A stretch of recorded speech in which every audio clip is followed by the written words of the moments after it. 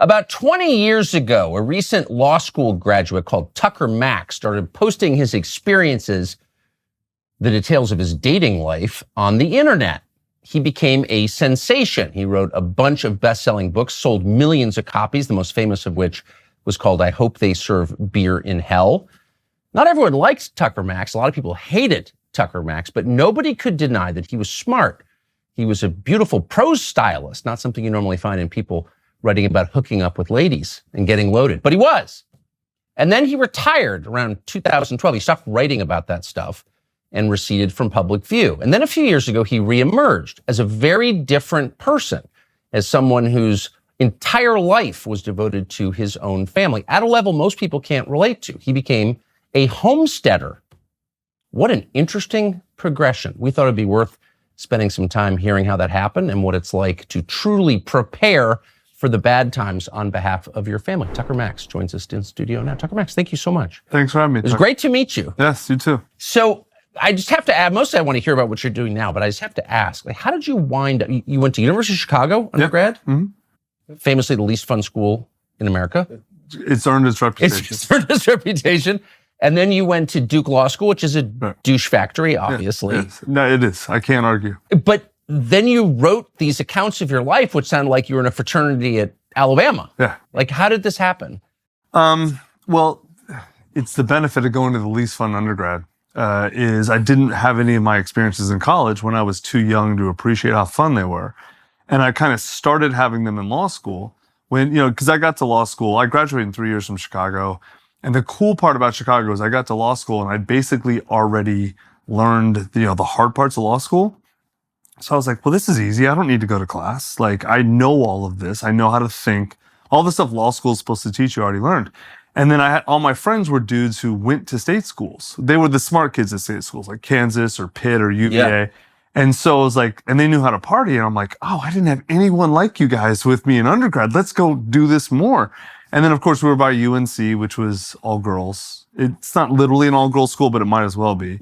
No, it is like 65% girls. No dudes at UNC. Well, the dudes are just like the iconic stereotype of the foppish Southern frat boy types. Yeah. And so for me, it was like hunting at a petting zoo. It was so easy. And we'd go over there and be beautiful girls and these douchebag idiot guys. And it was like, oh, this is great.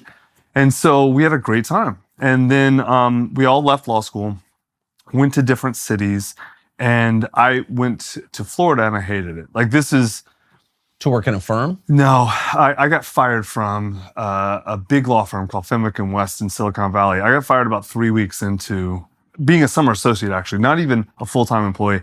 And so I was essentially blacklisted. How'd you get fired? It's impossible to get fired, and I did it in 3 weeks. Basically, I was an unguided missile, man. I was drunk at all the firm events. I did all that stuff. That actually wasn't the problem. The thing I did that caused them to fire me, and honestly, I'm not even mad at them. They did what I would have done if I would have been a partner there. One of the senior female partners propositioned me, wanted to hook up with me. She was married. Not that meant anything to me at the time. Or to female lawyers, by well, not to her. I don't know. But I'm not going to say all the rest. You're not going to generalize? Let me do. I'll handle the generalization here. To her, it didn't obviously mean anything. And for some reason, I turned her down and then told everyone about it, which is like the worst.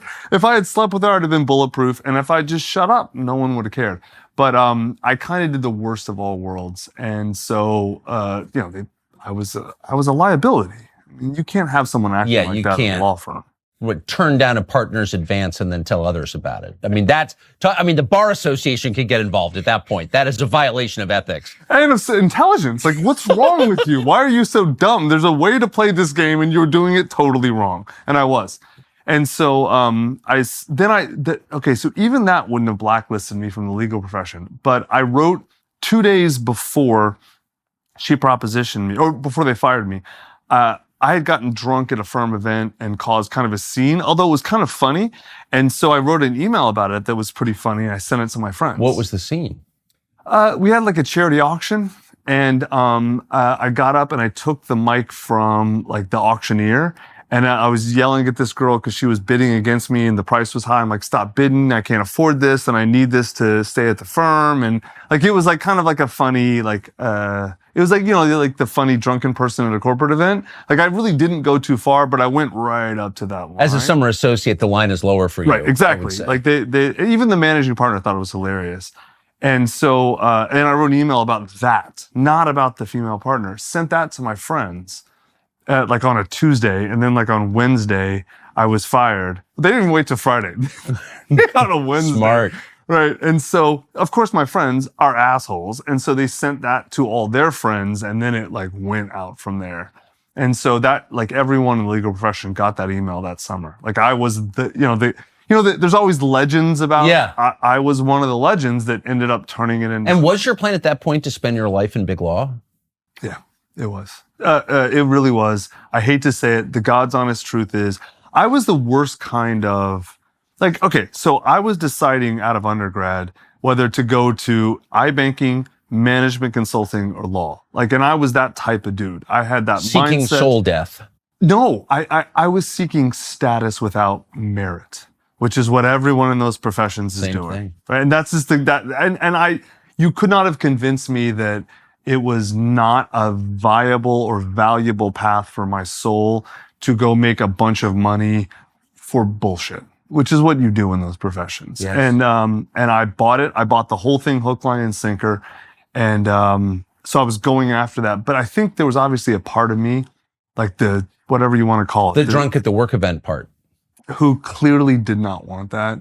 There was a part of me, like some people, like you'll be mass murderers who want to get caught. Of course. Well, I wanted to get kicked. I didn't have the truth. I love to make myself out to be a hero, but the true story is I didn't have the courage to realize that it was a horrible, soulless path that I didn't want to go to. So I acted out until they fired me and kicked me out of the profession. So when that email went throughout the tiny and very inward-looking legal world, what kind of response did you get?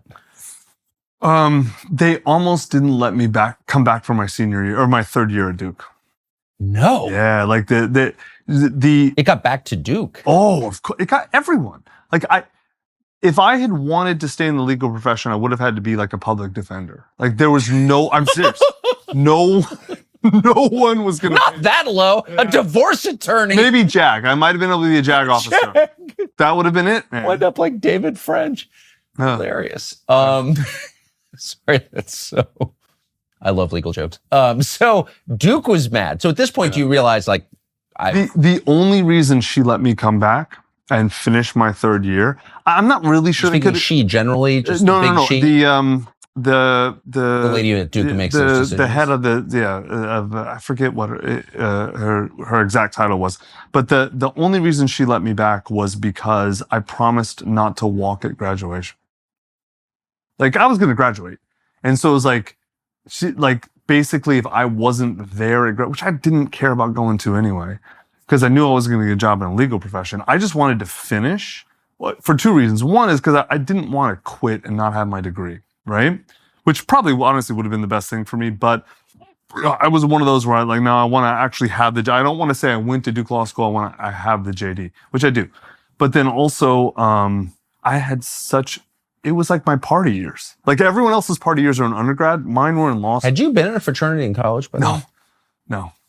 It's pretty funny. Yeah, I know. Since you invented this genre of fraternity literature. The New York Times said I invented fratire, and I wasn't in a frat, and I didn't write satire. It's memoir I wrote.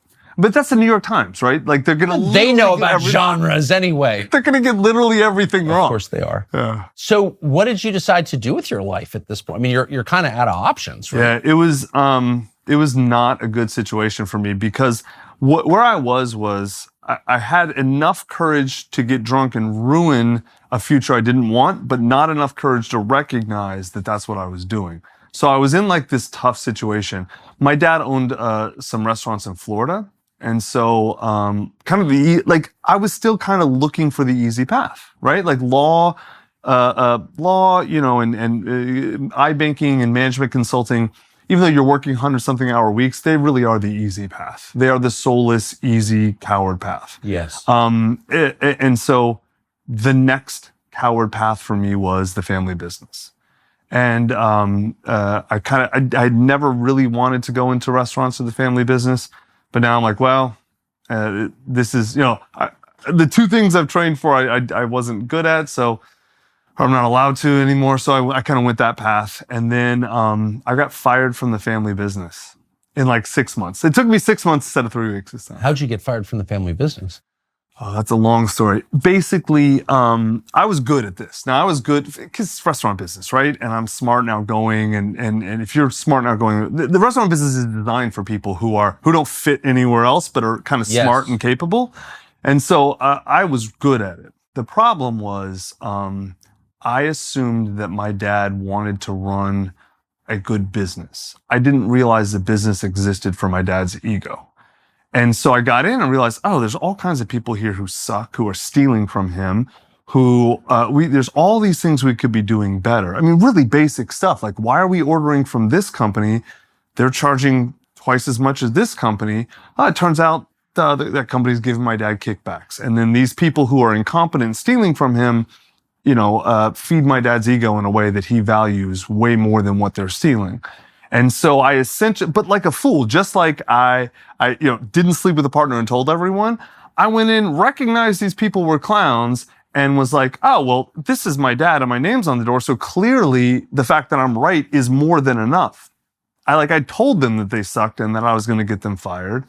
And they were smart enough and knew my dad well enough. They rallied kind of the troops and got enough evidence against me that my dad picked them over me, and I got fired. Amazing. So now you're a graduate of two of the most prestigious schools in the country, but you're unemployed. You've washed out of... And unemployable.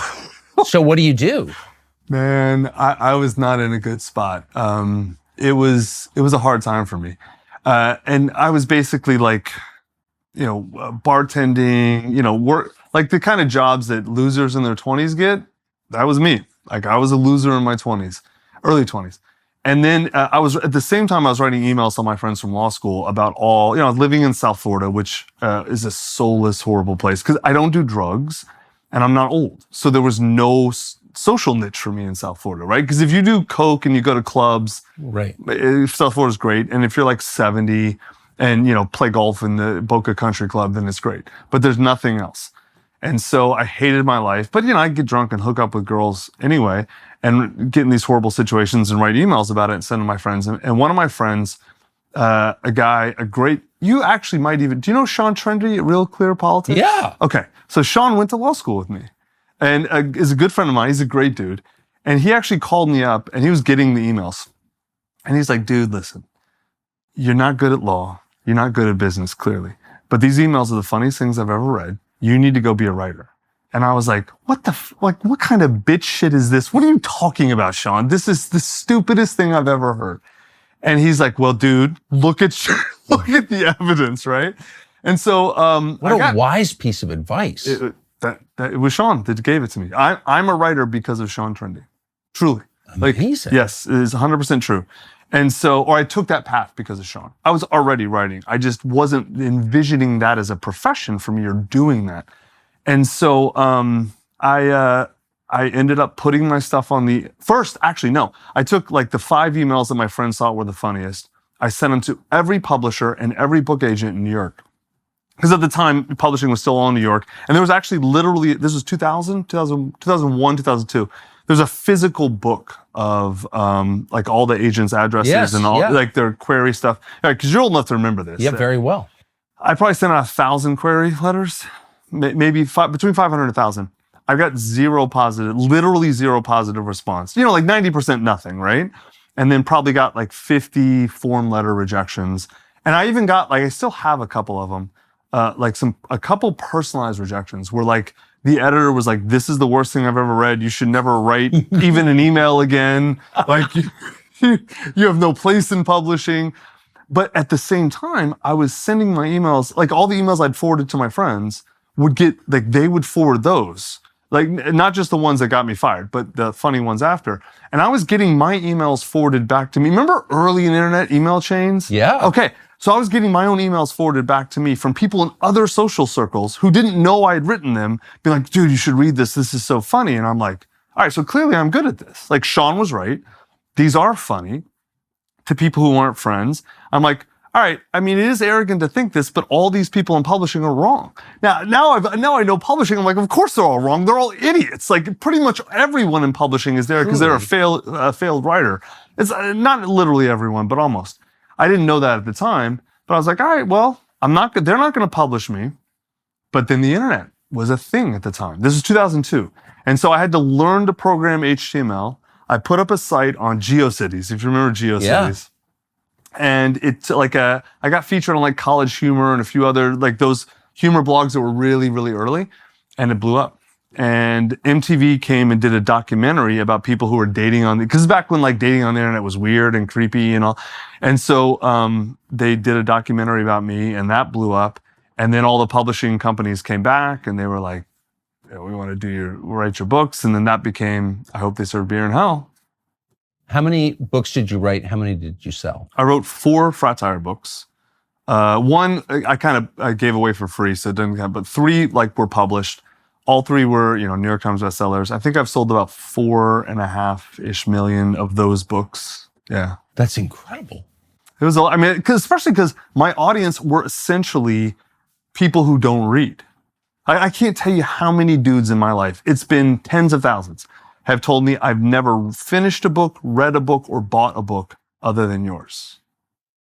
No, right? I believe that. Like tens of thousands. So why'd you stop? And when did you stop? Because my books were my stories about doing all the dumb stuff guys, and a lot of women also do in their 20s. Drinking, hooking up, partying, all that stuff. And then by the time, I started writing at 27. By the time I got to about 33, 34, I was like pretty tired of it.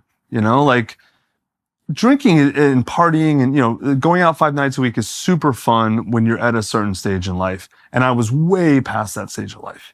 And it was becoming tedious and tiresome. And the cost of that lifestyle was really, not just the physical cost, but the emotional cost was catching up to me. And, honestly, man, like everyone who goes through, some people go through that phase for a week and some do it for a decade. I was more towards the decade side of it, but it was, I was feeling stuck, man. Like you can't move on at life if you have to be this person that is doing a thing at a certain phase, right? And that's, it was so depressing because all my fans would come to me. And, I do public events all the time, speeches, whatever. And they were all really upset if I wasn't the Tucker Max they envisioned in their head. Right. And at the time, I would get really mad at them. Like, fuck you, I'm a whole person. But that was my own immaturity. Like, they liked me because of my stories and because of a certain attitude I had and a certain way I was in a certain part of my life. And some of them realized, that's just part of his life. Mick Jagger has to sing Satisfaction at every show. Right. Yeah. And I wasn't going to sing Satisfaction the rest of my life. Like I eventually, as I matured a little, I'm like, look, what am I doing getting mad at them? Like even the dumb, immature ones, like the smart, mature ones got it. They read the books, thought they were funny, didn't expect me to be, but that was 20%, right? Most people they would come up and they have this multi-year relationship with me that has nothing to do with me. Right? It's totally unilateral and it's all about a projection in their mind of who I am based only on the books. And that was, it got really tiring after a while. And then instead of trying to fight it and getting mad at them, I'm like, all right, well, I just need to move on with my life. And so I wrote, the last in the series was Assholes Finish First. And I put a retirement at the end where I'm like, I'm not going to write this stuff, talk about it anymore. I've done with this part of my life. And then that kind of did set me free. Although most people who know me from that stuff. And so even now, bro, for years afterwards, I would be at Whole Foods and a kid with a younger kid or something would come up to me and be like, it's your Tucker Max. And I'm like, why aren't you, drunk screaming curses at people laying under a table? And I'm like, it's 11 a.m. on a Thursday. What is wrong with you, dude? Even now, to this day, a lot of people, their impression of me, even after they meet me, is still. How did you find a wife? Based on that. I mean, so you've laid bare your personal life. Yeah. And you sold 4.5 million copies of books about hooking up with various women. Right. I told the truth about things most people don't ever tell the truth about. For sure. Yes. So like, what did that teach you about what you wanted in a wife? Well, it definitely showed me very much what I don't want. Yeah. Because a lot of I was with a lot of women in that period. I was single. I was into women. I wrote about it, and then women who were at that stage, the same stage as me, came to me, and so there were a lot. And I realized, man, there's so much. The big thing, man, was I realized I needed a woman who was very smart, who was very sweet and empathic, but most importantly, I needed a woman who really had her own thing in life, who really thought for herself, who really was her own person, right? Because 3 or 4 years before I retired, I would have been really happy with the hottest girl there was, who was pretty sweet and basically a trophy wife, right?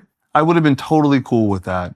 And then by the time I got to be about 32, 33, 34, I realized, oh, thank God I didn't get married. I would have been so miserable with that. I would have hated that. I would have been divorced within 5, 6 years. I realized I needed a partner. And then I started to understand what a partner actually would look like for me at that point. That's the crazy thing, man. I think I had to go through hundreds or thousands of women to realize how lonely I was and how lonely that life is after a while. Yeah. It's the metaphor I always use is imagine that, like, because dudes don't get this, man. They don't understand. Women do. Most women understand what I mean when I talk about this, because most guys have to go their whole life. It doesn't matter how good looking you are, how smart or how rich you are. You have to work for women. You have to have game. You have to talk to them. You have to be good in some way, at least connecting with a woman. But once you get famous, all that's out the window. Like, you don't have to really do anything but other than be famous. And there's a million examples of this, of dudes who have no business being with any women who are famous, who get all kinds of women. And you can't understand what that's like as a dude, because you've spent your whole life, like, imagine living on a desert island and you're scraping out an existence and you have food, but never enough. And then all of a sudden you get picked up off of that desert island and you get moved into a Chinese buffet and you live at the Chinese buffet and you're like, oh, what? And you're going to gorge yourself for a while, or the best Vegas buffet you can ever imagine. Yeah. Golden Corral forever. Right. You're going to gorge yourself for a while. In fact, you're going to gorge yourself until you throw up a few times, and then you're going to keep gorging yourself.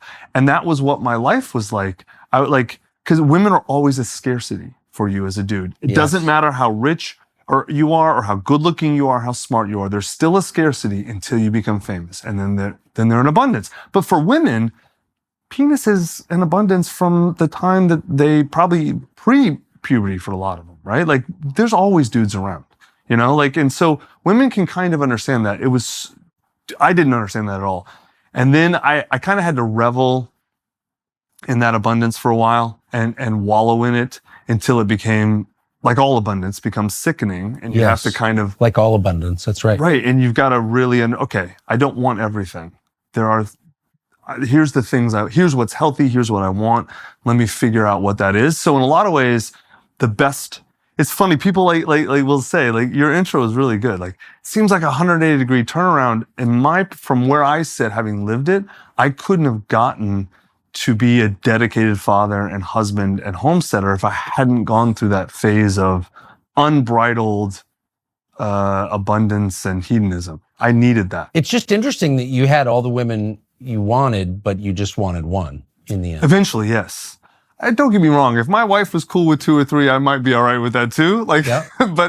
but no. It was lots and lots of different women was not an effective way to fill the hole of loneliness. Yes, that's right. For a while, I thought it worked, but it doesn't work long term. No, it doesn't work. Yeah. I mean, abundance doesn't work. But Tucker, you could not have convinced me of that with any words when I was 29. Right. Well, I would have. It's an age thing. No, it's totally right. I've arrived at the same conclusion. But how did you get? Okay, so now you are not just a husband and a father, but that's basically your job. Yeah, I sold my company, and it's all I do now. But what motivated your desire to make that your life? Like, and what is homesteading, and why do you do it? So I didn't come up with this goal ahead of time and then do it. I discovered this path as I walked it, right? So after I retired from writing, the stories of drinking and hooking up, I retired from Frat Tire. What ended up happening is I was still a really well-known author, and a lot of people came to me to help them write their books. So I started a company called Scribe that David Goggins, I'm sure we did his books, and Tiffany Haddish and some other people like that. And we did about, from the time I started until when I left, which was 2022, like 2,000 books. And so we were kind of the premier like independent ghostwriting publishing firm, right? And we built a great company, 500 employees. Me and my co-founder Zach built a great company, and it was rewarding. And I kind of went through the entrepreneurial phase of life.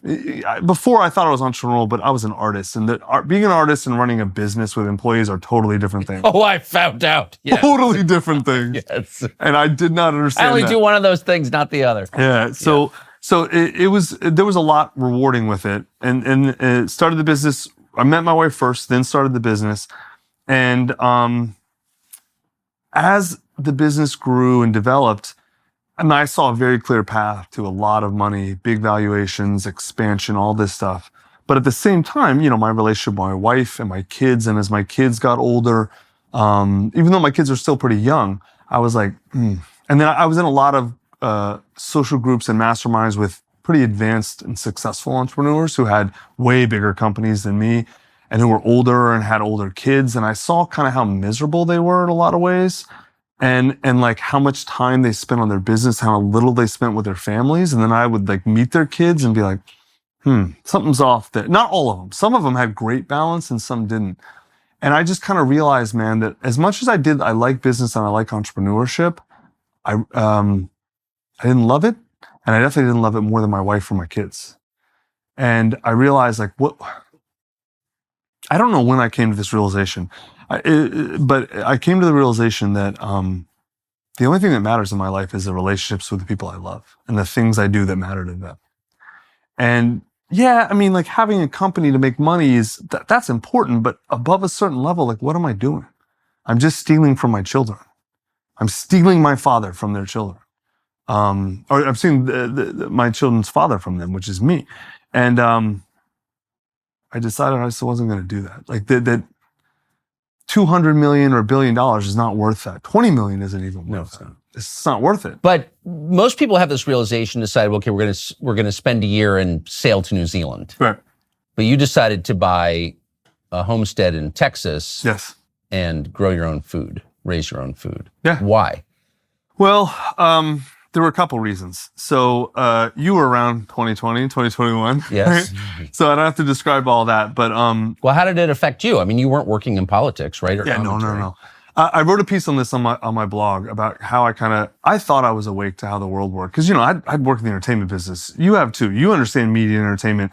And if you work in that business, you see behind the curtain and how messed up everything is. And I saw how evil Hollywood was long before the Me Too stuff. And I knew, like, everyone in Hollywood knew Weinstein was a rapist. And like, I thought I understood. But then 2020 happened and the lockdowns happened and all this. And I was like, oh, it's way worse than I ever thought. Like I saw a little bit behind the curtain, but that was a public health emergency. Of course it was. Right. Of course. And did you think that for a moment? Did you think any of this was just like, what did you, yeah. So, you grew up in this country. Like, tell us what you thought. So when I was watching the videos of people dying in the street in China, like early March of 2020, there was a window of about 6 weeks. I was probably fooled. 3 to 6 weeks. I'm me too. Right. Scary. This might be legit. This might be an actual epidemic, a pandemic. This might be like whatever. And so you can actually look on my Twitter timeline.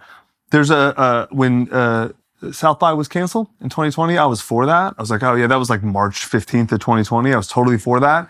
But then by mid-April, I'm like, hold on. Like nothing about this seems right. Yeah. And by May, I'm like, oh, well, this is a fraud. Like this is clearly a fraud. And then the riots started and it was like, I mean, the iconic photo of the CNN with the Chiron, mostly peaceful protests and there's fire in the background. It's like, come on, like I'm not, But if you're riding for racial justice, you're not going to spread a deadly virus, right? Obviously, of course. And well, my favorite were the people who was like, well, racial justice is deadlier than, or racial injustice is deadlier than COVID. I'm like, your racism is scarier than a just Chinese stop, virus. right? Yeah. And that's when I was like, okay. So this is utter total bullshit. And so then my wife and I had always talked about getting on land. We'd always wanted to. But hold on, let me ask you to pause. What did you conclude from that? So it was, obviously, this was fraudulent. This was a total fraud. But like, why? Well, see, I mean, I went to all the big schools. Like woke wasn't a shock to me. I saw that coming for years. And in fact, I had a company that was 70% women and all creative. So you think we would have been infected early. No, I saw it coming. I kept it out of Scribe. For as long as I was there, I was able to keep it out. It's actually, if you want a really easy trick to keep woke people away from your organization, there's a very simple way to do it. You just make your primary value responsibility and your second accountability, and those people will go elsewhere. Because they're incompetent. Not necessarily. Some of them are smart and capable. It's that the woke mind virus is about placing blame for your life on other people. So if everything is first about responsibility and accountability, those people will not come to your organization. And so I was able to kind of shelter my world from that. No, it works. It works beautifully. I was able to shelter my world from them pretty well. And so once I saw all this, at the time, we're talking about summer 2020, I'm like, okay, the woke mind virus has clearly infected media and these people are fools. I didn't realize how truly catastrophically corrupt government was until January 6th of 2021. Because, my wife and I decided to buy land the summer of 2020, and we bought our house in Tennessee that I showed you, that we talked about, right? And so, because at the time, I didn't really understand. I didn't think America was at the state it was yet. And, the way I looked at preparation and emergency stuff was a bug out place, right? And so we bought a beautiful house in the mountains, isolated, because that's where my level of consciousness and understanding was. Then January 21st happened, and in real time... January 6th. Sorry, January 6th. January 6th of 2021. And in real time, you just watched the feeds, and I saw, because it wasn't hidden. The Capitol Police were letting people in, and most of these people were just drunken buffoons, and it was like obvious that this was nonsense, that this was in no way, shape, or form anything approaching an insurrection. And then you would turn on cable news, and in real time, you'd see them form this narrative that's not just wrong, but literally totally contrary to what's going on, and I can see. I don't know why that moment, but at that moment I realized that the Republic had fallen. I don't think it fell at that moment. It had fallen probably decades, maybe a century before. But I did not truly internalize it until that moment. When you watched them tell you what you were seeing wasn't real. And it was something totally else. Media is always wrong. But just because they're wrong doesn't mean the opposite's true, right? So you have to kind of look in the direction that they're wrong. And in this case, the narrative that they were pushing was very clearly the narrative you push if you want to create a fascist, communist, whatever, some form of totalitarianism, a police state. And all the evidence was there. It's pretty common for you'll deny reality until all of a sudden the last piece of evidence clicks in, and then all the other facts are like, oh shit, I could have seen this a long time ago, and I waited. It was like that for me. You can make a good argument that the Republic fell in America. You can make an argument it fell during the Whiskey Rebellion. Yeah. Right? You can make an argument several times in the 18th century, definitely during the Civil War, lots of times in the 20th century. Yeah, like when they murdered the president? Yeah. Lots of times. JFK. I don't know when the American Republic fell, but it became very clear, undeniably clear to me on January 6, 2021, that we were not just an empire, but we were the late stages of empire. Like I'd essentially missed understanding the American empire was an empire. And I was like, oh man. And then once I got that, then I'm like, oh, now everything makes sense. This is empire collapse. And I understand empire collapse pretty well. Like I'm very, like all dudes, very interested in the Roman history and Mongolian history. And if you study both the transition from republic to empire in Rome and the transition from Genghis Khan to his sons, because they were never a republic, but under Genghis Khan, the Mongolian Empire was what we would consider a free place in a lot of ways, for at least Mongolians. And the transition from that to his sons and grandsons, less free? Very different. Yeah. Yeah. It was empire collapse. And I'm like, this is exactly what's going on. And then once I got that was when my wife and I got serious about like, okay, we need to actually get ready for what's coming. Because it's going to be, I don't know what's coming, but it's the baseline of what's coming is going to be chaos. And we're going to see a lot more of what we saw, broken supply chains, riots, whatever, right? Like that's kind of the best case scenario is just more of what we saw in 2020. And so I kind of dove deep into the sort of prepper world. Most of it's nonsense. Most of it are clowns who don't know what they're talking about. But there are groups of people who I think are pretty sophisticated. How long did it take for you to realize that your bug out place in the North Carolina mountains? January 1st, 2021. Is that right? So that's not adequate. Explain why that's not adequate. Because, okay, when empire collapses, the thing that matters most is community. Who are you around? What skills do they have? What skills do you have? How well can your group band together and endure the tumultuous chaos until some new steady state arises? And having a cabin in the woods is the opposite of community, right? That was the old school American thought of prepping is really based on nuclear war and hiding a bunker, and like it's just nonsense. It's not really thought out. But if you go study End of Empire and you study people who've lived through intense chaos, they all say the same thing, right? Like there's a lot of when the Roman Empire, not the Republic, when the empire fell, there were lots of places that did great. Because, you can, some warlord or the local Roman general would just say, okay, like we're going to make this town my empire and the legions are going to marry local girls and this is our area. And those became, you can name them. And like no all Visigoths allowed. No chaos. Lots of parts of Gaul thrived for thousands of years, hundreds, if not thousands of years after. Because they had local rule, all the sorts of things that work. Now, the Roman Empire fell, but for a lot of people in the aftermath of that did really well if they had great community, right? Same with Mongolia, same with in a lot of ways the British Empire. The British Empire was a little different. It was a more modern empire. But the point is, my cabin in the woods had no community. And so my wife and I were like, where can we go to find community? How do we build a community? And it starts by not a cabin in the woods, but by raising your own food, taking responsibility for water, power, and food, but in the context of where a lot of other people are doing the same.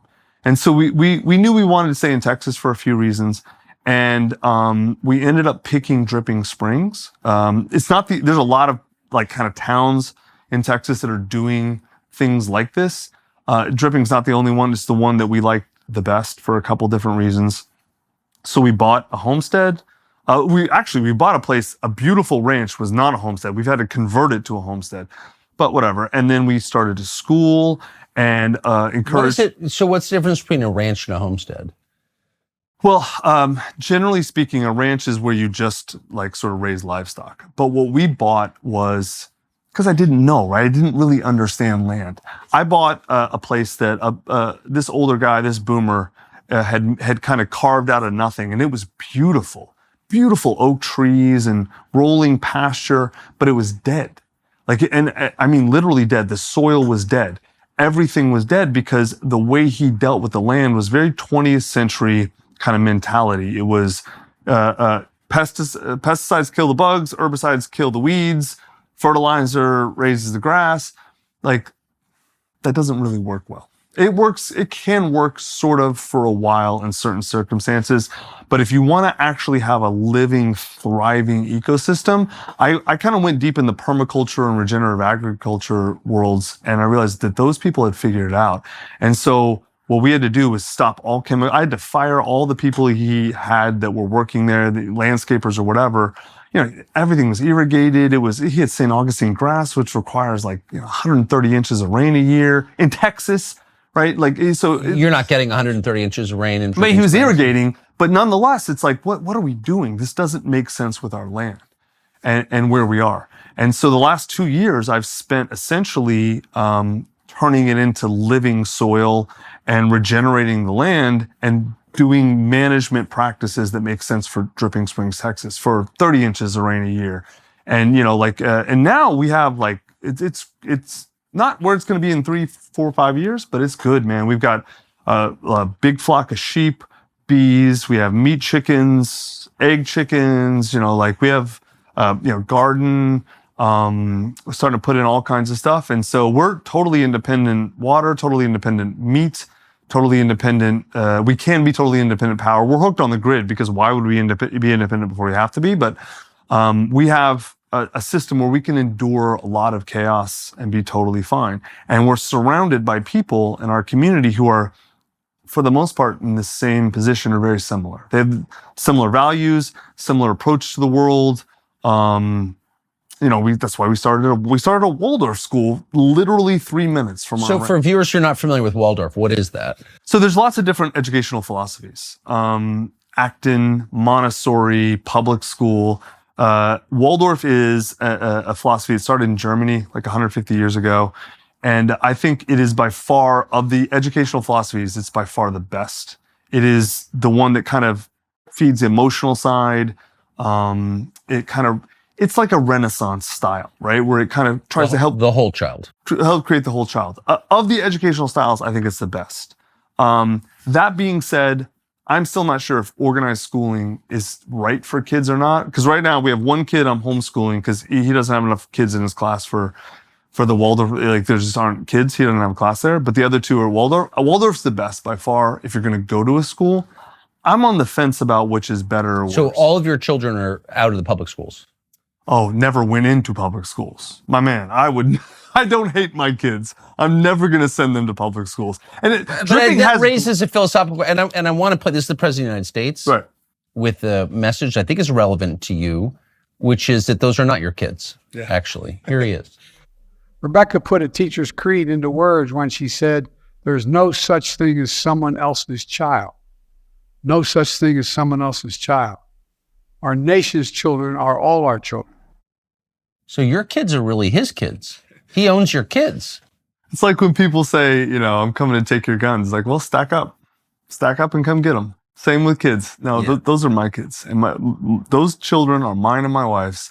Now, I will say, let's give it a very judicious interpretation. If what he means, and I don't think this is what he means, but if what he means is, I don't own my children like they're chattel or slaves, that they are independent beings and my job is to steward them, totally agree, totally on board. Yes. In no way, shape, or form do I think my kids should live their lives based on what I want. They should live it on what they want. Totally on board. I see my job is to help them become full people and find the lives they want. I don't think that's what he means.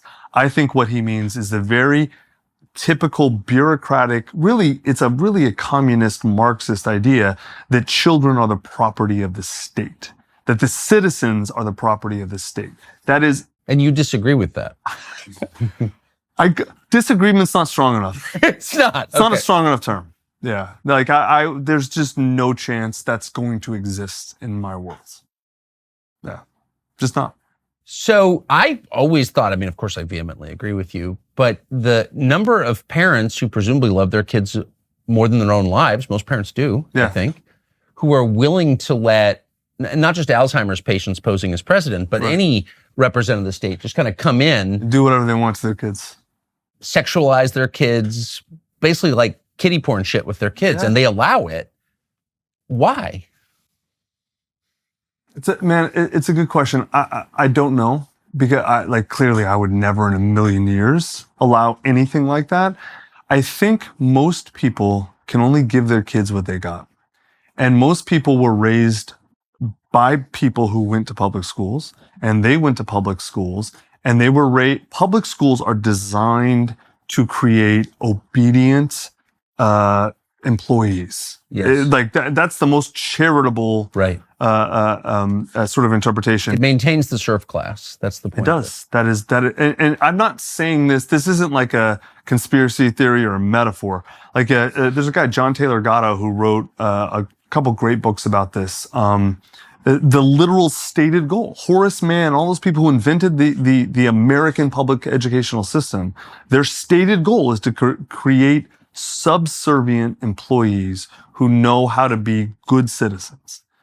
And that's just I didn't have children for that reason, to serve some other man or woman or some faceless bureaucratic entity. No.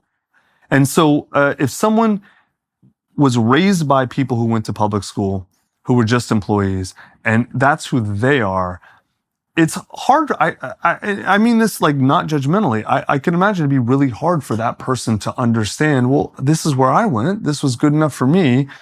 They're supposed to be experts. Why wouldn't they know better?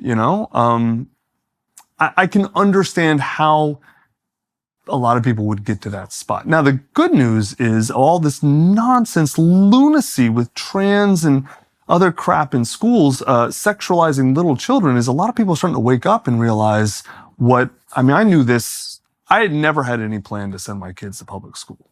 That was never, I went to public schools mostly, and I realized how nonsense they were when I was there. My parents weren't very good, but they weirdly, they gave me a gift. They were not good parents. They weren't bad people. They were just bad parents. But their bad parenting gave me a gift. They didn't pretend that they cared. They didn't mix a lot of, seriously.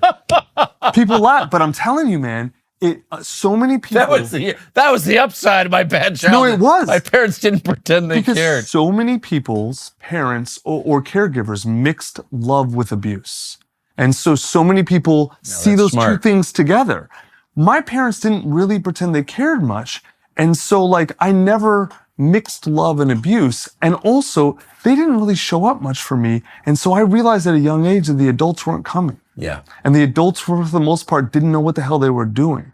They didn't ever pretend they were experts or knew what they were doing or had the right answers, right? And so it's they were so bad that in a way that they were good. They set me up to see the reality. Yeah, I mean, I just love your attitude about your childhood. That's a wonderful attitude to have. Well, I got there after a lot of emotional work, a lot of therapy, a lot of psychedelic medicine, a lot of work. I wasn't always like that. I was angry for a while. It's pointless to be mad about the past.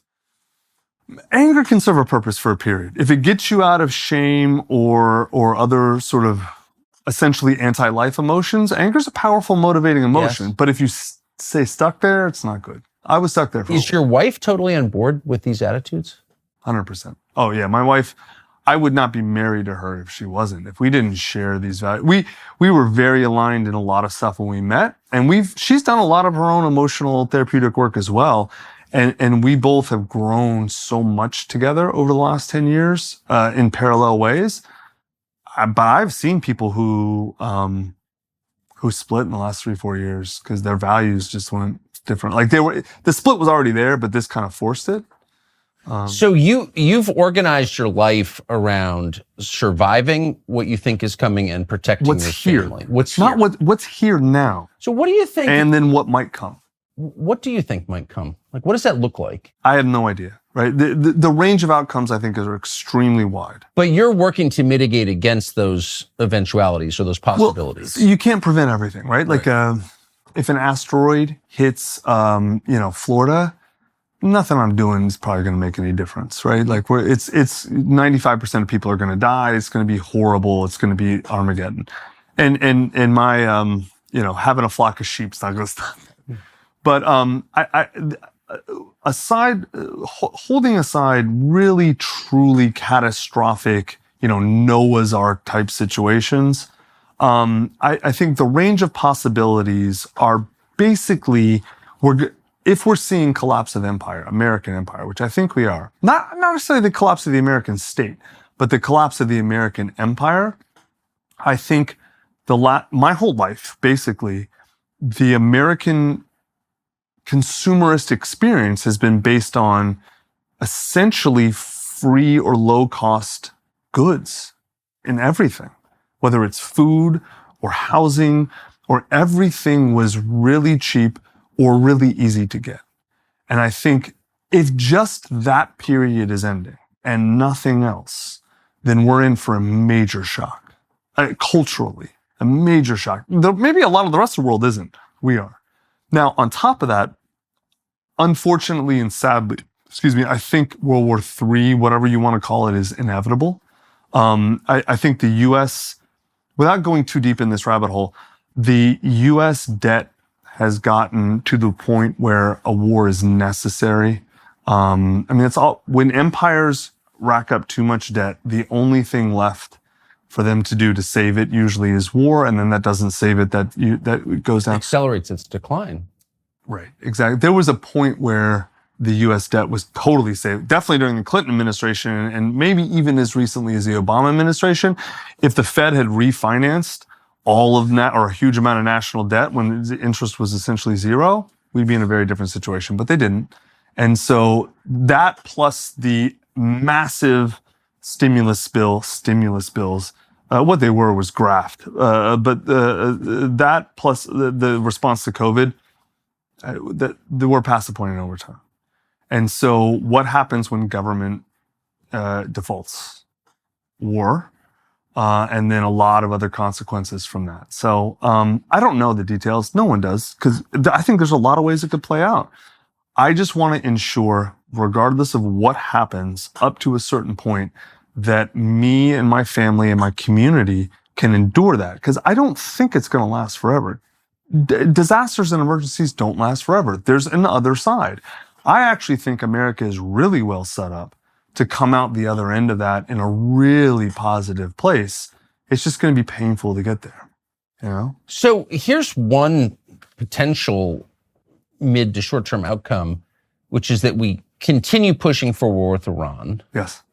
Which apparently doesn't yet have nuclear weapons. Yeah. We do, Israel does. The whole coalition arrayed against Iran has them, they don't. So how do they respond? Well, maybe they just unplug the United States. Maybe a cyber attack or EMP attack. Who knows? Takes out totally possible. Our digital life. Totally possible. So that would, I don't like to think about what that would look like, but where would that leave you on your homestead?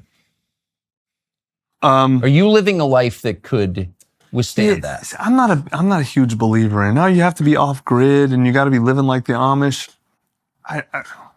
First off, off grid doesn't exist. Even the Amish aren't off grid. If you think about it, like they don't mine their own ore and they don't smelt it, right? So not disparaging the Amish. Believe me, I've been, man, these dudes had some stuff figured out I didn't realize. You're pro Amish, for the record. But maybe pro certain things about Amish, but no, I don't think off grid exists, and I'm not a believer in if you're not doing everything hand, it doesn't work. I don't want to make my life hard for no reason. That's nonsense. Right. I just want to make sure that there is a lot of coming political and social upheaval. There's a lot of political and social upheaval now. It's already happening. And I think it's going to get worse. And I want to make sure that I'm in the best place possible to survive that. I'm not trying to go, be the Unabomber and live only off the land and only have things that, ancient men had. If you want to do that, cool. I like electricity. But you're not making your own bombs like he did. Dude, I like electricity. I like air conditioning. I live in Texas. I really like air conditioning. It's pretty crucial for us. I like modern conveniences. I want to continue using those as much as possible, and that makes sense. But I also, if I had to say, the big shift I've made in my mindset, man, is that I was, when I was in college, you don't go work for Goldman Sachs or go to law school unless you are deep in the consumerist mindset. I think that one of the major psychological shifts I've made is I've gotten out of the consumerist mindset to more of a shepherd mindset, right? I think it's one of the travesties that... Can you just flesh it out a little bit? When you say consumerist mindset, what do you mean? Consumerist mindset means I live to consume resources and status and most of our parents were. I want the house in the suburbs. I'm gonna have these vacations. I'm gonna go to these places. I'm gonna have this rank in my society. It's an externally created identity, right? That consumer, because what do you even know what to consume, right? It's what your screen, what your media tells you is important and what you should be consuming. Where's your status come from? What matters? What car is cool or not? What clothes are cool or not? That's a consumerist mindset, right? I'm American, so I was deeply enmeshed and immersed in that growing up. But one of the great travesties, I think, of the last 30 years is that the conservation movement and the environmental movement weren't one and the same. They were kind of enemies for a long time. And I think, though, now you're starting to see the permaculturists and the regenerative agriculture and the hunters and the conservationists really come together and realize we're all on the same side, right? And I am a big believer, like your studio, right? Like, I really want to live in harmony with not just my family and my community, but the environment around me, the soil around me, the grass, nature. And everyone says that, but not many people actually do that. They live a life that is divorced from the actual soil around them and the trees around them and the animals around them. And the last 2 years, if you'd asked me 2 years ago if I live in harmony with nature, I'd be like, yeah, I like to think I do. I didn't at all. And I had no idea what it even meant to live in harmony with nature. And having a homestead, what's so awesome about having a homestead is that it has forced me to live in reality. You can have your phone, and consumerist mindsets, you can live in abstraction, right? Everything is abstract. But when you live, whether having a homestead or a ranch or a farm or hunting, you have to actually pay attention to reality or nothing works. Nothing. Right? And it has grounded me in a way that I thought I was grounded, but I wasn't. And that's a huge reason why I wanted to get on land. My wife and I wanted to get on land is because we craved that in our lives. As we did emotional work and dealt with our issues, we felt the divorce from the world and wanted to get more integrated into the natural world, but then also wanted to raise our kids that way so that they never had to be divorced from that and had to find their way back to it. Right? The whole point of public school is to separate the child from the family and orient them in bureaucratic, corporatist, consumerist society. And I'm kind of torn because I like electricity and I like cool stuff, and I'm not I'm not shooting with a bow and arrow. I'm not hunting with a bow and arrow. But at the same time, I don't want all of the negative nonsense that comes with that. I want my children to grow up on land with their hands in dirt, understanding first self-knowledge above all things. And that is the opposite of what you learn in public. Everything public school is coming from experts, obey, do what you're told, here's how life works. The way our children grow up, first and foremost, your body, your rules. Second, literally, their body, their rules. That's my kid at any point can basically stop anything going on saying, no, my body, my rules, I don't want to go. I don't want to do that. And if it's not unsafe, right, then I'm like, okay, all right, we got to figure. And so basic things like that, man, I wasn't thinking about until 2, 3, 4, 5 years ago. But having kids and getting on land, I didn't realize how poisoned and how toxic almost everything in our culture is. Not just American, the world. The way humans relate to each other, it just, ugh. Give me an example when you say poisonous. What do you mean? Food. You want to talk about food? Yeah. All right. So virtually everything you find in a grocery store is at best unhealthy, at worst literal poison. My favorite example, most people in America now for cooking use seed oils, canola oil. Canola oil was literally invented as a lubricant for machines. I mean, it was used. I forget the exact history of it, but it is machine lubricant. It is so toxic and horrible for the body, and it's in everything now. A huge reason that we wanted a homestead and to raise our own meat and our own vegetables is because it's really hard to get healthy food anywhere. Even at farmers markets, sometimes it's hard to get it. But like, go find something in a grocery store that doesn't have a seed oil in it. It's almost impossible. Even at Whole Foods. Unless you're on the outer rim, right? Unless you're taking a head of lettuce or something like that. If it's in a package, something like, I forget, 70+% of stuff in packages in Whole Foods has seed oils in it. And it's poison. It's absolute poison. And do you feel the difference having gotten off it? I mean, I'm 48 years old. It's just 2 days ago, some friends of mine were looking at one of my book covers and the dude was like, "Did you look like what are you, a vampire? Like, you look like you haven't aged." I'm like, "No, I've aged. But unlike most people in our society, I have been eating healthy for the last 20 years. And most people, like I'm 48. Most 48-year-old men are a minimum of 30 pounds overweight, can barely do push-ups or pull-ups, are close to death, like metabolically are pre-diabetes, right? Are horribly unhealthy. I don't even think I'm in that great a shape. I just don't eat the poisonous stuff. I'm like, okay, I'm going to try and only eat meat from my homestead. And like, I'm metabolically, if you look at all the markers, like my genetic age is like in the 20s. I don't do anything that special, man. I'm not like out, working out 6 hours a day or any nonsense like that. I just eat healthy. And healthy means like, I know where all my meat comes from. All the lamb and chicken I eat, born on my ranch, raised on my ranch, killed on my ranch, processed on my ranch, butchered on my ranch, eaten on my ranch. It's as God intended. Amen. What goes in it is grass and water, or bugs if it's chickens. That's it. You mentioned God offhandedly. Yeah. Has your view of the eternal changed? Radically.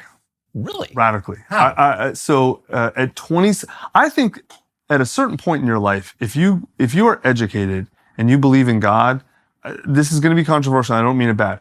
I think you're stupid. If you're not atheist at some point early on in your life, because I don't believe you can reason your way to God. No. Yeah, I know St. Augustine. Whatever. I'm with you. And Thomas More. Okay, fine. I just don't think you get to God from reason. And so I was atheist my whole life because God never made sense if you think logically. Is that how you grew up? I grew up actually in the Episcopal Church. Like, I was an acolyte in the Episcopal, but Episcopal Church is like a social club. It's not, you don't. Yes, I'm very familiar with it. Yes. I literally thought we went to church to eat donuts and socialize. I didn't know anyone believed that because it was preposterous to me. If you look at it reasonably and rationally. And then, it was about 4 years ago. It's funny. I drank a lot, never done any drugs in my life, ever, until I found, part of my therapeutic protocols, I did psychedelic medicine, right? Like MDMA, LSD, mushrooms, but like with a guide and not recreationally. Like, I don't know how you do that stuff. People who take LSD and go to concerts. I took LSD and cried and found God. And it was, the experience for me was not like talking to God. I felt the oneness of all things, and I felt the connection to all things. And I felt, I understood, like I knew Jesus's and Buddha's teachings like, academically, but then I was like, it was one very specific experience. It was LSD. And I remember thinking, oh, fuck, the kingdom of heaven is within. Now I know what Jesus was talking about. Like, and if you meet a Buddha on the road, kill him. Like, oh, now I know what Buddha was talking about. And I have a really good friend who's Mormon. And he's the type of Mormon that, like, you meet some Christians and they just have that energy and glow. And you're like, if all Christians were like this, like the world would be. I don't know what you're into, but I want to know more. He's one of those guys. And I called him 2 days after my thing. And I'm like, Ben, when you say you have a relationship with God, you mean that literally. Like, it's an experience for you. He goes, bro, I've been trying to tell you this for a decade. And I'm like, I thought you were stupid. I thought you were fooled. I thought you just read the words and got fooled by them. what you have is the actual spiritual connection. He's like, yeah. And I did not understand religion. I did not understand spirituality or belief in God until I had the experience. And for me, I had to get there on psychedelics. I don't really feel like I do now. The psychedelics were important to open me up, but now I think I have enough of a connection to source, to God, whatever you want to call it. I'm very, very much a God guy, but not in the way most God guys are. Like, not a religious way. Like, I think religious dogma, some people need it and they like it, and that's cool. I don't need dogma. I think dogma gets in the way. And I think if you actually look at the teachings of Christ, and definitely the teachings of Buddha, they say the same thing, that the dogma is not the thing and is in fact in the way. Although Buddha will say, he says that, but he's like, I'll give you the Eightfold Path and all that to help you, but then you shed it when it's time. Is your wife in the same place you are? I think pretty much, yeah. How's it changed your life? I mean, that's like because that's like a different way of seeing the world. In every single way. I got past consumerism because of this. Because once you realize, not realize intellectually, once you feel the oneness, and some people can get there like at church, and some people get there with yoga. I'm not saying my way is better or worse. It's just the way. Once I felt the oneness of all things, all of the frivolities and the nonsense and the lies of the modern narrative fell away. And then for me, it was like, oh, of course,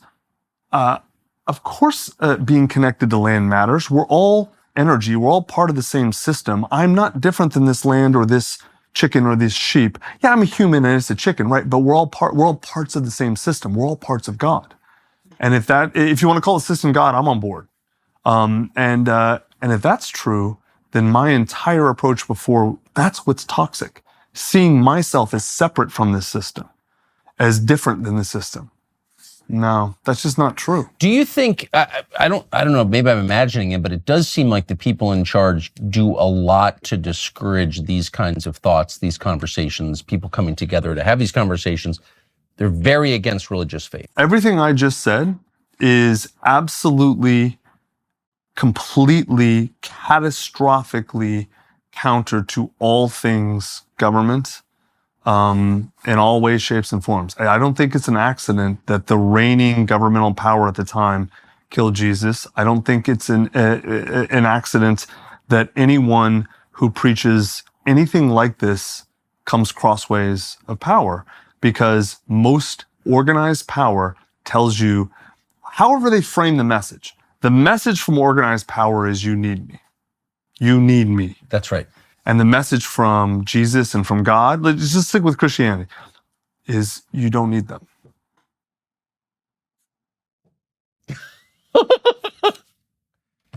I knew I'd never met you before today. Yeah, we've never. And I have a ton of daughters, and I did when you were writing your books, and whatever.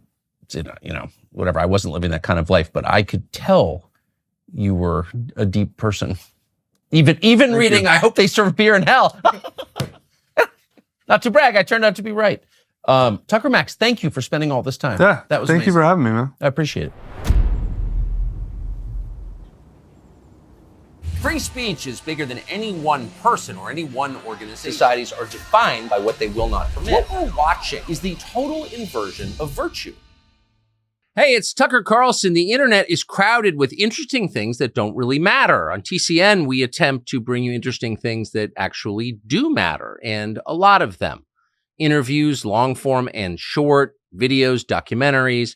You can find all of it on tuckercarlson.com, and we hope you will.